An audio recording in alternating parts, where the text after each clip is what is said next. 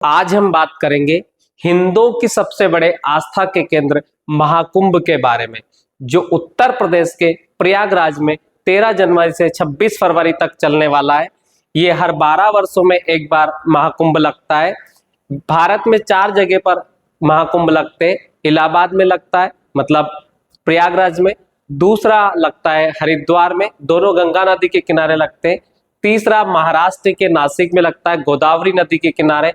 चौथा मध्य प्रदेश के उज्जैन में क्षिप्रा नदी के किनारे लगता है। हिंदुओं की सबसे बड़ी आस्था के केंद्र के रूप में महाकुंभ जाना जाता है, जिसमें कई साधु संत हजारों करोड़ों की संख्या में लोग पवित्र नदी में स्नान करते और अपने जीवन को धन्य बनाते हैं। सबसे पहले अगर हम बात करें कि ये सुर्खियों में क्यों है, क्योंकि हमारे जितने भी सनातनी साधु संत हैं, इनका एक डिसीजन रहा है कि ये सरकार से मांग कर रहे हैं कि अगर हम मक्का मदीना नहीं जा सकते तो मुस्लिम लोग भी हमारे तीर्थ स्थल पर या हमारे कुंभ में प्रवेश क्यों करें।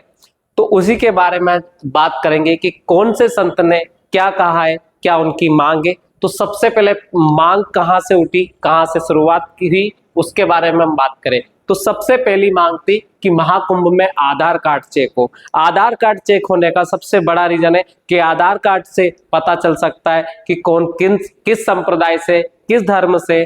तो संतों की जो सबसे पहली राय इसमें थी, वो पहली राय यही थी कि जो महाकुंभ है उसमें सबसे पहले आधार कार्ड चेक हो।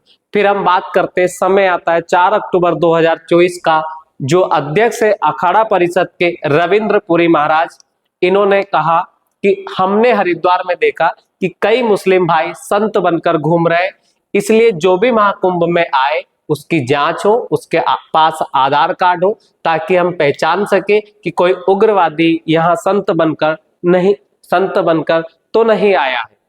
उसके बाद जो परिषद के महामंत्री है महंत हरिगिरी महाराज, इन्होंने क्या कहा, इनको देखते।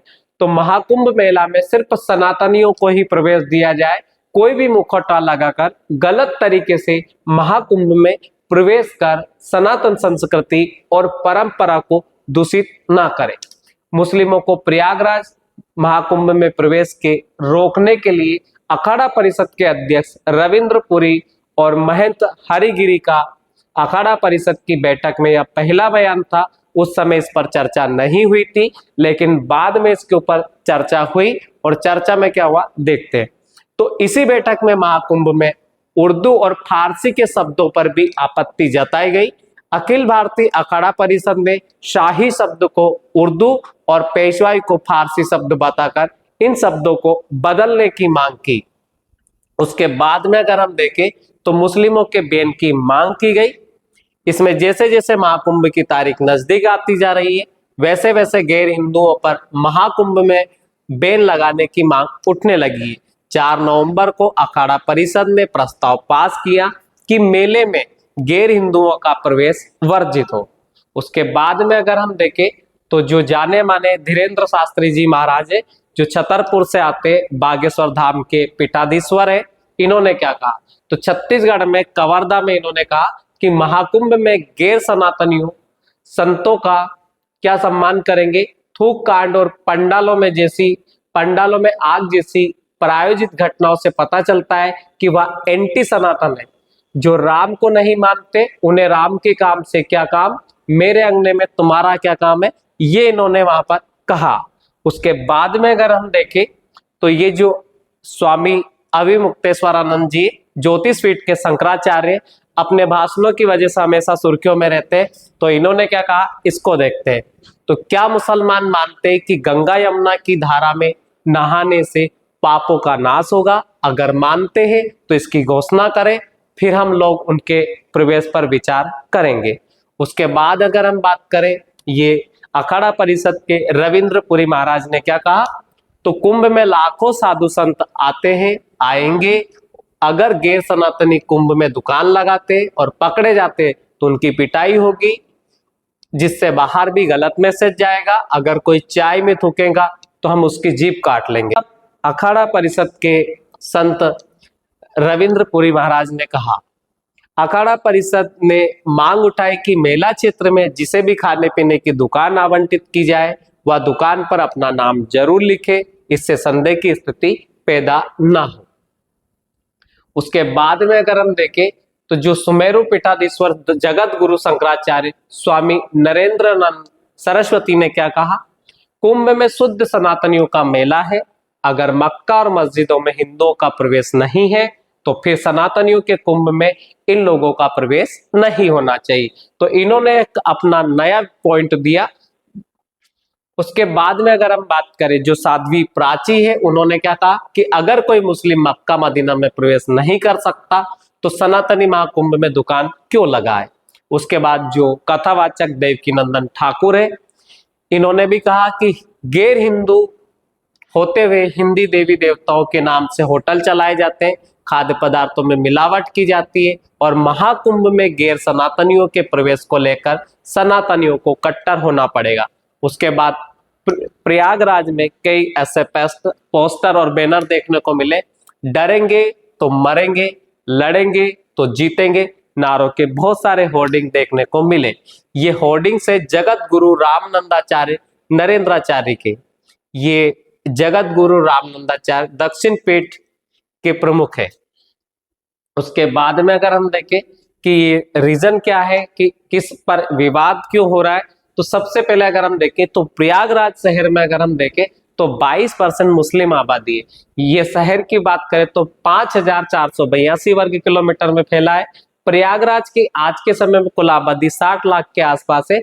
जिले का शहरी इलाका अगर हम देखें तो 70 वर्ग किलोमीटर में फैला है, जिसमें 15 लाख आबादी समथिंग है।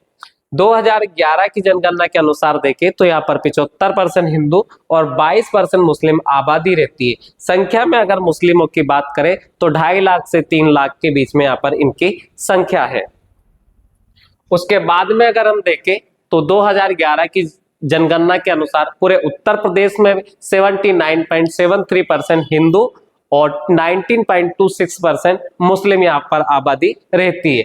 अब इसके बदले में जो विपक्ष है और उसके बाद में जो मुस्लिमों के प्रमुख है, उन्होंने क्या क्या कहा उसके बारे में देखते हैं। तो ये बर्क है जो सांसद है समाजवादी पार्टी से, जियाउर रहमान बर्क, तो इन्होंने क्या कहा इसके बारे में देखते हैं। तो महाकुंभ में मुस्लिमों को बैन करने की मांग उठने पर सपा के जो नेता है बर्क और डिंपल यादव समेत कई मुस्लिम धर्म गुरुओं के बयान आए। कुंभ में मुस्लिमों को एंट्री पर पाबंदी की नई परंपरा के जवाब में मुसलमान भी मस्जिदों और दरगाहों और अन्य स्थानों पर हिंदुओं की एंट्री को बैन कर सकता है। तो ये कहा है जियाउर रहमान जो समाजवादी पार्टी से सांसद है। उसके बाद में अगर हम देखें कि कुंभ मेले में झूला और फूड स्टॉल लगाते हैं ज्यादातर मुसलमान। तो ज्यादातर मुसलमान जो झूले होते, खाने के होटल होते, उनको चलाते हैं। तो कुंभ ना सिर्फ हिंदुओं बल्कि मुसलमानों के लिए भी हमेशा आकर्षण का केंद्र रहा है।